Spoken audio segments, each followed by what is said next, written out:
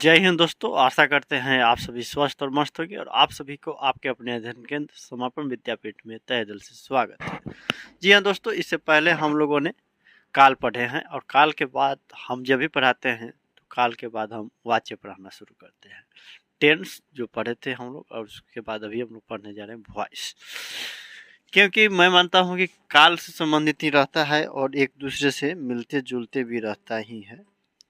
ऐसा कुछ नहीं है कि काल नहीं पढ़े हैं तो नहीं समझ में आया, लेकिन पढ़ लेते हैं तो एक श्रृंखला बन जाता है ना।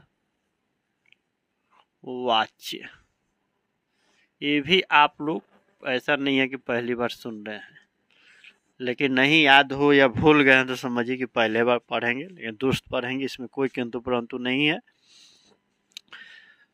वाच्य, आखिर वाच्य का क्या भाई अभिप्राय है? काल से हम लोग समझे थे कि समय को बोध करा रहा है, लेकिन काल में वाच्य में वास्तव में होता क्या है? परिभाषा हमको करना हो, समझना हो तो कैसे समझेंगे? एक बार परिभाषा हम पढ़ते हैं, उसके बाद देखते क्या कह रहा है। जब वाक्य में क्रिया का वह रूपांतरण मतलब रूप में परिवर्तन, जिससे पता चले कि वाक्य में कर्ता, कर्म या भाव में से कौन प्रधान है, उसे वाच्य कहते हैं। कर्ता कर्म में से कौन सा प्रधान है, रूपांतरण हो गया, उसका परिवर्तन हो गया, इसमें से कौन प्रधान है। जैसे रोहन पुस्तक पढ़ता है, तो पुस्तक जो पढ़ा जा रहा है ये सामान्य हो गया, लेकिन इसको वाच्य जब बनाते हैं तो रोहन द्वारा पुस्तक पढ़ी जाती है। क्या हो गया? पुस्तक जो है किसके द्वारा पढ़ी जा रही है? रोहन के द्वारा। पता क्या चल रहा है? कौन प्रधान है, कर्ता, कर्म या भाव में से कौन सा प्रधान है, या क्या है भाई? काम जो कर रहा है कौन प्रधान हो गया, नहीं पता चला। रोहन द्वारा, यहाँ कर्ता प्रधान है रोहन, कर्म हो गया कि क्या कर रहा है, पुस्तक पढ़ रहा है, पढ़ी जाती है।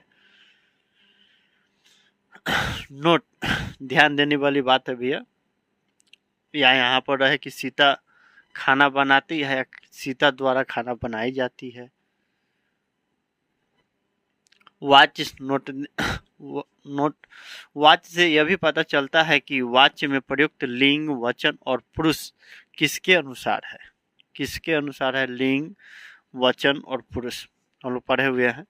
वाच्य क्रिया के परिवर्तन को कहते हैं। वाच्य क्या है भैया? क्रिया के परिवर्तन को ही वाच्य कहते हैं। वाच्य के 3 भेद होते हैं, जैसे काल के 3 भेद होते थे उसी तरह कीर्तनीवाच्य, कर्मवाच्य, भाववाच्य। कीर्तनीवाच्य क्या कह रहा है? जिस वाक्य में क्रिया का संबंध कर्ता से होता है, अर्थात कर्ता के संबंध में को या में का बोध कराए, उसे हम लोग कीर्तनीवाच्य कहते हैं। जैसे सीता पत्र लिखती है, निकिता खाना बनाती है इत्यादि। इसके बाद हम लोग देखेंगे तो समझ में आएगा। हम लोग को देखिए इसमें पढ़ते हैं, अगर बीएड 12th के बाद आप लोग डीएलएड का परीक्षा दीजिएगा, किन्हीं को देना हो तो उस इससे भी समझ प्रश्न आते हैं, समझे। इसको आप देख लीजिएगा थोड़ा सा ध्यान से, स्क्रीनशॉट ले ले।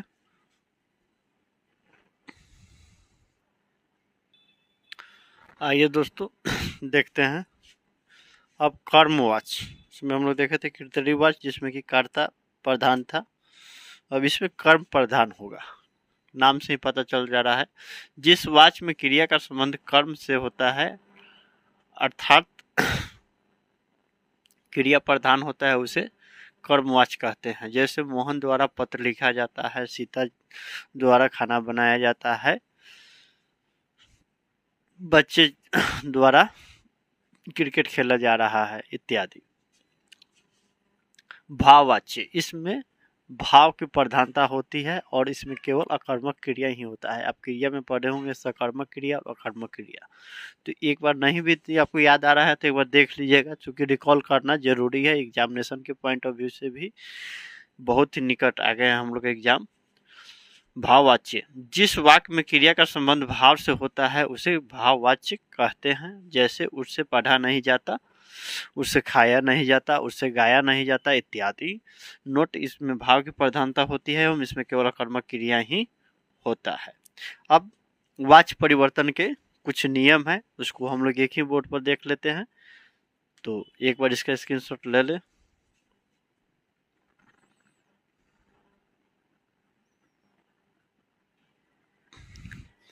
आइए दोस्तों देखते हैं वॉच परिवर्तन के नियम है। Rules of changes of voice from active to passive and impersonal voice. हम लोग इंग्लिश में भी पढ़ेंगे। जैसे देखिए ये आपका कृत्रिम वॉच हो गया ना, कृत्रिम वॉच, चमक रहा है एक लाइट, कृत्रिम वॉच ये हो गया एक्टिव वॉइस, ये हो गया आपका कृत्रिम वॉच हो गया। तो एक कर्म वॉच जिसको हम लोग इंग्लिश में बोलते हैं पैसिव वॉइस,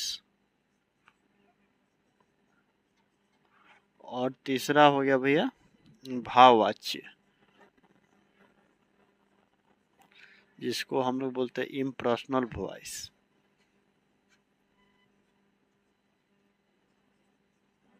इसको भी हम लोग को इंग्लिश में पढ़ना ही है, इसमें आप लोग थोड़ा सा भी नहीं सोचिएगा कि नहीं पढ़ना है, ठीक है।